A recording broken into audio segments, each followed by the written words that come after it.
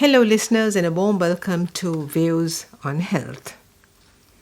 On the program tonight is Dr. Tharanga Thoradeniya, nutrition expert at the Department of Biochemistry and Molecular Biology, Faculty of Medicine, University of Colombo.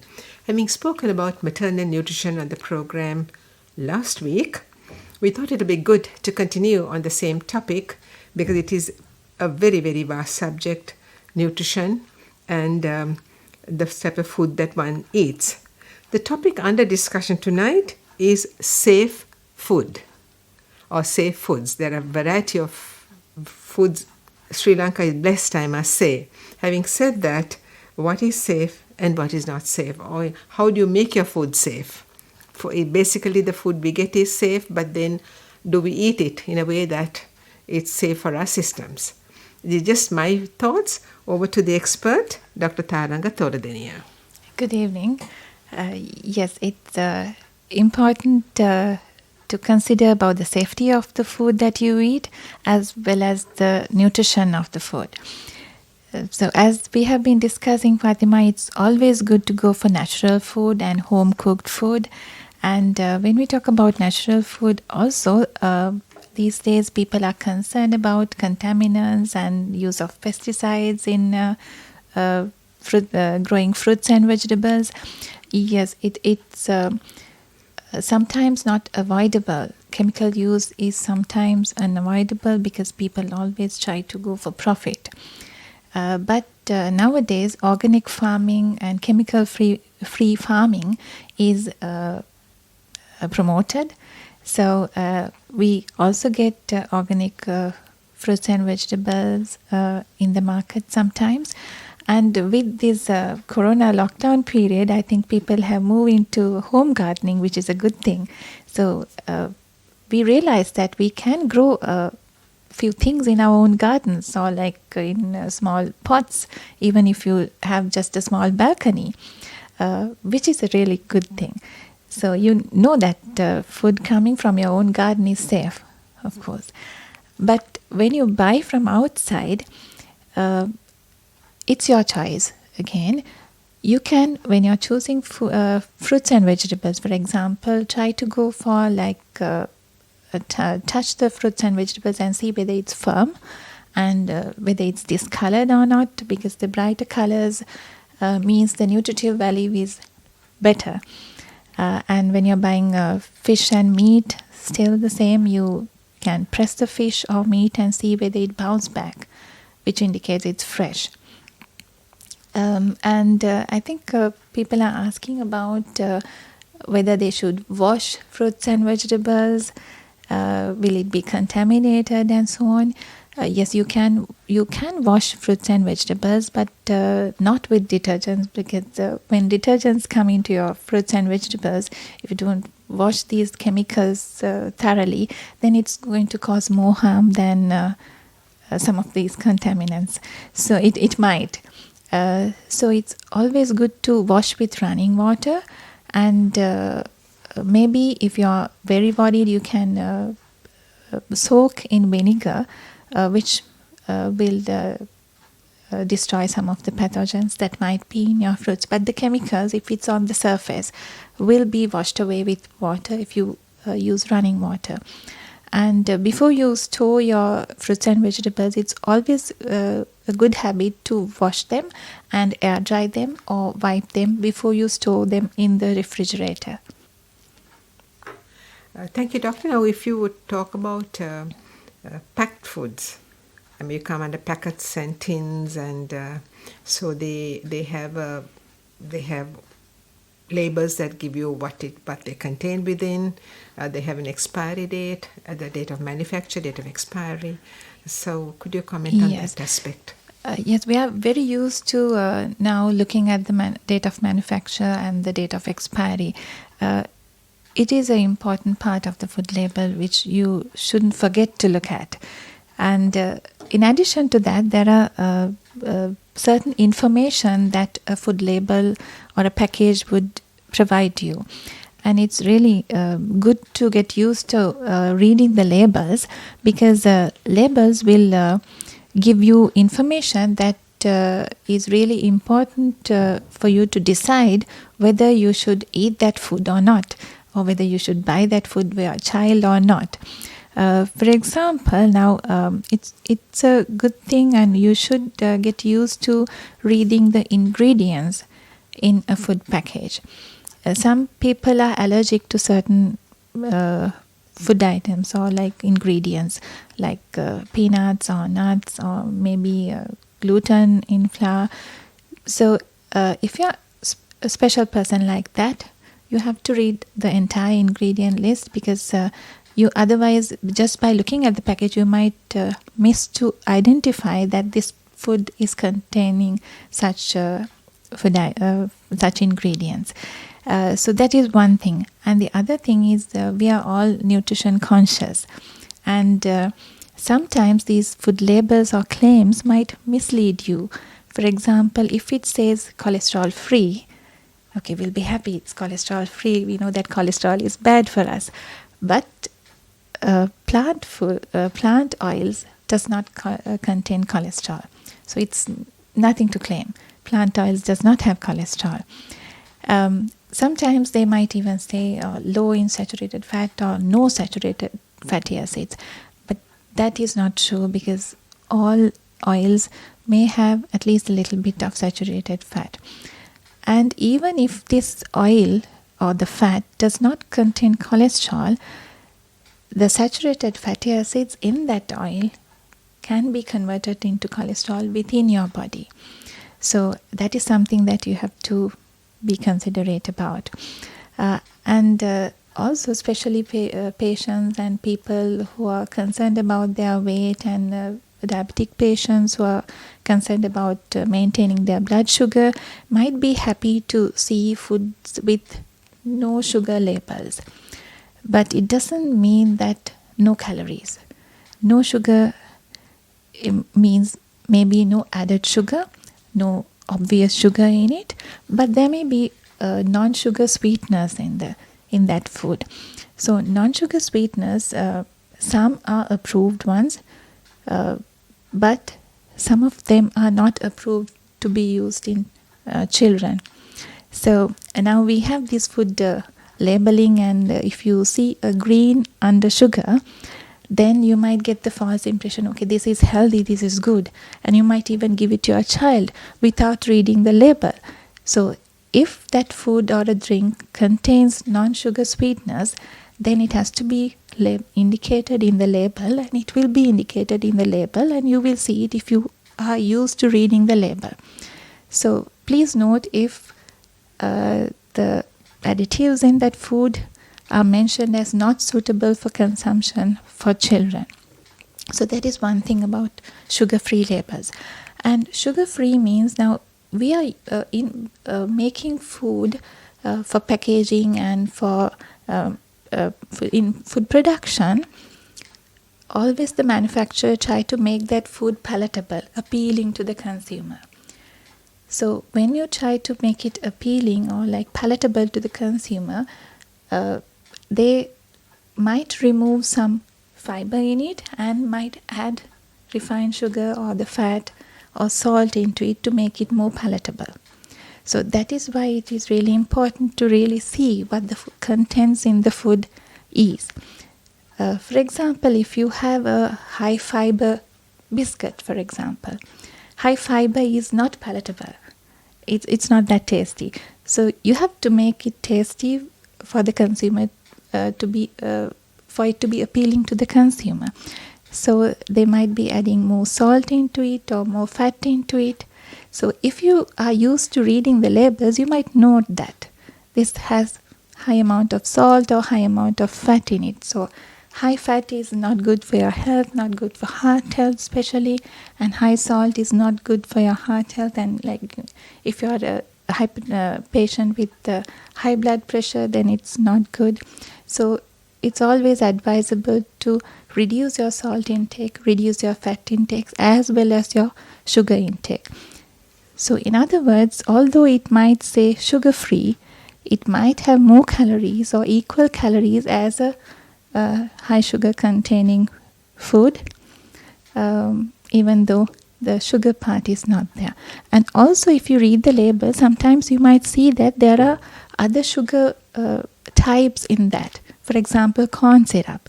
That is also a sugar, but it's not the sucrose that sucrose is the table sugar that we use. So it's not the table sugar, but it is a form of sugar that will be converted to energy in your body and will give calorie to you. So that is about sugar-free things. Similarly, we see labels with fat-free or low fat. Same thing applies there as well. So if fat is low, that means it's going to be little less palatable. So manufacturers might be adding refined carbohydrates or salt into it to make it more palatable. Again, it might be equally high in calories, although it's low in fat. And with the food labels, you might have noticed that the label mentioned serving size, and the amount of nutrients are mentioned per serving size or per 100 grams. So serving size is what the manufacturer is recommending you to serve per one time. So if these nutrients are per serving size, say for example, if this particular food item is having a certain amount of calories per serving, they might mention, let's say for example, 80 kilocalories per serving. But the entire pack is 2 servings. So if you eat the entire pack, that means you are going to get 160 calories. So you have to always see whether the mention is for 100 grams or per serving. If it's for per serving, then it's easy for you to calculate how much of calories or how much of fat you're going to get by eating that food. And some food labels may mention that as a percentage of the daily value. For example, if a nutrient or micronutrient, let's say a vitamin, certain amount is required per day, and if they say 18% of the daily requirement is coming from this food item, that means if you eat one serving of that food item, you're going to get, for example, 18% of your daily requirement of vitamin A. So in that way, you will get an idea about your nutrient intake if you get used to reading the food labels. But unfortunately, not all food packages have all this information. But fortunately, some of these food packages are having all this information which you can use to do your food choices correctly, which you can even teach your children to read the food labels. Not only go for the outer appealing, colors or like pictures in the food. Get used to reading the information in the food packages.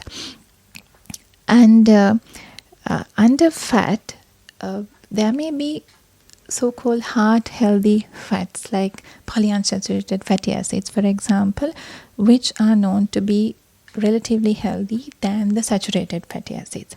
But it doesn't mean that you can take it over and above your total fat requirement.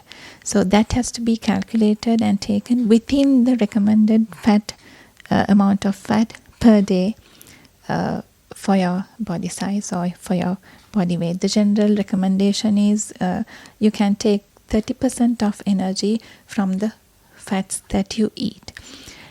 Because sometimes some people might tend to take additional amount of these so-called healthy fat in addition to the unhealthy fat, which is not recommended, which is not appropriate.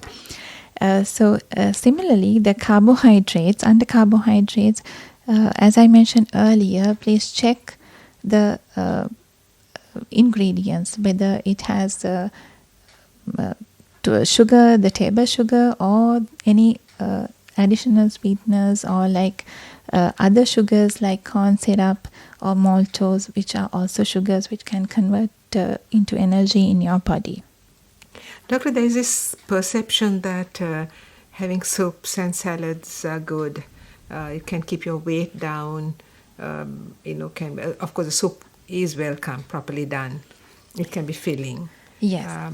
Same thing with salad, if it's properly prepared, hygienically prepared, and Yes. everything is well washed, because it's all raw stuff, basically eating in a salad, unless it's some sort of a potato salad or something where it's cooked. I mean, it's spoiled. Yes. Could you comment on that aspect? Yes, it may not always be true, because let's say salads and soups in supermarket, if you're going for those, again, please read the label and see the contents in it, how much of fat in it, because some of these prepared salads, if you go to a restaurant and you buy a salad or a soup, this soup might be full of cream, which will add kilocalories and calories into your body, and also fat, although they are made out of fresh vegetables. Same thing applies to the salads, although they are fresh vegetables and leaves. If you add all the salad dressing onto it, which is full of fat, then you might be consuming more fat than consuming in a normal diet, home cooked diet. So you can make your soups and salad healthy if you prepare it fresh, and if you reduce the amount of fat toppings that you add on to it. Thank you, Doctor. What about leftover food? I mean, people do eat leftover food. What is cooked today, and if it's some other curries are left over, even the rice, you put it back in the fridge and you can warm it for another meal. Yes, now all the households are having refrigerators these days, so there's no issue in consuming leftover food, but the problem might be you are losing the nutrients in that food if you reheat. So if you're a busy person and you cook one time per week, then make sure that you allocate, or like you separate your portions in separate containers and then freeze or like keep it in the refrigerator, so you can take only what is needed out and then thaw it and reheat. So most of these days people are very much used to reheating using the microwave. So that is okay, but you have to make sure that the food is evenly heated. Otherwise, in the microwave, there may be like hot spots which can burn your tongue, for example, or places where it may not be heated properly. So it's always good to stir the food before you reheat, and maybe break and then take it out and stir it and then reheat. But heating and consuming and then putting that back into the refrigerator to reheat the next day is not advisable. You have to always separate the portions and heat only what is required. So with the refrigerators, I don't think it's going to be an issue, but in a tropical country like ours, you have to make sure that you store the food in clean, sterilized containers, dried containers, so that there won't be any contamination, and you don't over keep the food in the refrigerator, because our country is a tropical country. So in the West, in cold countries, maybe you can keep it for months, but it may not be possible to do that in a country like Sri Lanka. In fact, that was going to be my next question about the duration one can have food, cooked food in a refrigerator. Is it possible to give us an idea? If you haven't contaminated that curry or whatever you cook during quick cooking or during storage, then you might be able to keep it for few days. But if you're going to store it in one container and then using a spoon or like to take out portions to reheat, then you're going to contaminate that food. So that is why I said to store it separately in separate containers, so that you make sure that it's not contaminated. But it's always advisable, if you are in doubt, don't eat it, throw it away. But food wasting, when we talk about food wasting and like leftover food, something interesting come to my mind. I have had this thing that our grandmothers used to prepare from leftover rice. Earlier days there were no refrigerators, so like they kept the rice, leftover rice, covered with water outside overnight, and they also add to that red onion finely chopped, and sometimes green chilies and curry leaves finely chopped into it. And the next day they add fresh coconut milk and mix it and eat it, which is very tasty. I have also tried it. It's very tasty, and I'm sure there's some science behind it, because they claim that it's good for gastritis and it's good to, settle your tummy in some way. Probably there is science behind it, because that might be germinating some healthy organisms which will replace the bad organisms in your gut. Thank you, Doctor. That was something that I also remember in days gone by, and because there were no refrigerators at the time. Not everybody had. There were refrigerators, but not everybody had them. So those who didn't have them had to sort of, if they didn't want to waste or throw the food that was left over, they adopted certain methods to that is the keeping thing them, safe to eat the next day. Yes, that is the thing with like ample food these days. The food waste is also so much, and I think it's really important for us to not waste food and only cook what is necessary for our consumption. And if you have leftover food, maybe you can safely store it in the refrigerator and consume it next day without like storing for several days. Consume it the next day, or like change it to some other interesting food. I think the kothuroti concept might have come from that, leftover vegetables and then mix it with roti and then making it to a creative, very appealing food. I'm not promoting kothuroti, but likewise in your house you can also think of like new things to do with your leftover fish or leftover chicken and make pastries or some healthy kind of patties or wraps the next day, so that it's not the same food that you're eating every day. Thank you, Doctor. Question on contamination. You spoke of it a while ago, where you said when you keep a lot of food in one container and you take it out to take what you want, and then there can be contamination, so you put the balance away. But in that process, there could be some contamination. What exactly is that contamination? Yes, there can be microbial contamination because if you're using a spoon which you have used to take some other food item or like not washed properly, there can be microbial growth in it. So that can contaminate your food. So cleaning utensils is also really important when we are thinking and talking about safe food.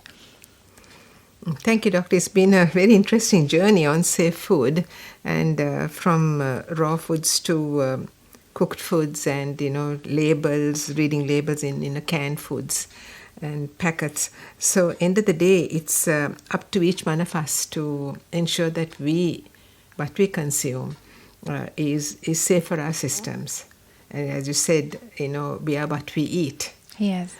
So that's something to bear in mind, and take it from there. So as time has caught up with us, Doctor, what is your take-home message? Yes, it is our responsibility to demand for safe food. Unless you demand for safe food, the food manufacturers or the food suppliers will not take it seriously. So if, as a consumer, I think it's not only the nutrition in the food that matters, but the safety of the food matters more, I might say. So demand for safe food, demand for nutritious food, and make sure that you eat safe and nutritious.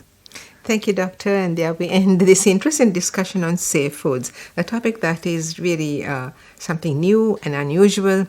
And thank you to you, Dr. Tharanga Thoradeniya, who's a nutrition expert at the Department of Biochemistry and Molecular Biology, Faculty of Medicine, University of Colombo.